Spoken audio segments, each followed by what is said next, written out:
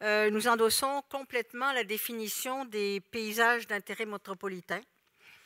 De les avoir d'abord identifiés, c'est très important, et après ça, il s'agit de travailler pour les développer, les intégrer dans des décisions d'aménagement. Disons que la phase d'identification est faite, on attend le reste. Je pense que toutes les personnes qui ont participé, qui ont été présentes, ont noté l'un ou l'autre de ces éléments-là. Donc je pense que s'il y a un consensus au niveau de la métropole, ce sont ces paysages qui sont au-delà des intérêts administrativo-politico-territoriaux.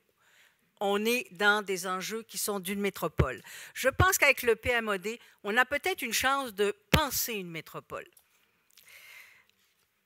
Je pense que ça a été réfléchi comme ça. Enfin, c'est le souhait que l'on a vu. Maintenant, une fois qu'on a reconnu la valeur identitaire de ces paysages-là, ce qui est important, c'est en maintenir l'accès, parce que la privatisation guette sur tous les niveaux de ce territoire-là, de ces paysages d'intérêt métropolitain. Et on le voit dans chaque localité, sur l'ensemble du territoire, on voit l'intérêt de vouloir se les approprier, d'une part, et en plus de les réduire à la portion la plus congrue.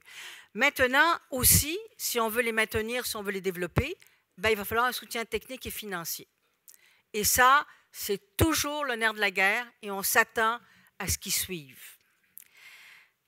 Maintenant, notre proposition pour que la métropole, la CMM, se teste, voir si elle est capable d'intervenir et de réagir, c'est de développer des plans directeurs de paysage sur certains territoires prioritaires qui représenteraient les différents volets des paysages métropolitains.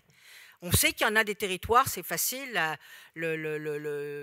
identifier, mais il s'agit de développer. Et d'ailleurs, ce que j'ai vu, c'est que la CMQ, qui a 1 an d'avance sur la CMM, est déjà dans cette phase-là. Et ça, c'est très intéressant, parce qu'on est en train de voir émerger une approche de paysage qui dépasse les frontières administratives et toutes les formes de juridiction. On travaille en fonction des paysages qui sont des intégrateurs et des rassembleurs.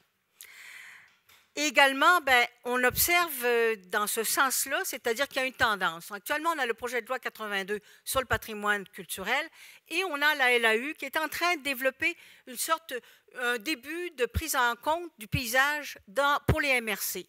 Et on voit qu'il semble s'articuler une tendance à ce niveau-là et on pense que ça devrait permettre à la CMM de commencer à aborder une démarche régionale, bien sûr, en matière de planification du territoire qui travaille au-delà des limites territoriales et administratives. Je le dis parce que très souvent, on a tendance à oublier que le paysage déborde de ses limites.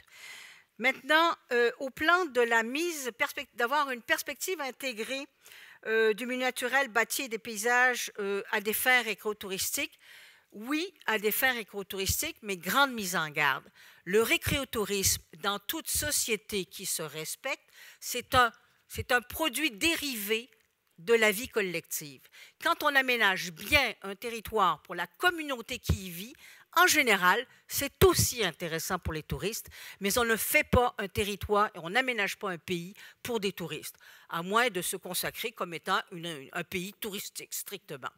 Mais en général, on a assez de citoyens dans la région de Montréal pour savoir que 4 millions d'utilisateurs, ça représente des utilisateurs avec des valeurs et qui n'ont pas nécessairement les mêmes finalités que les objectifs récréotouristes de mise en valeur.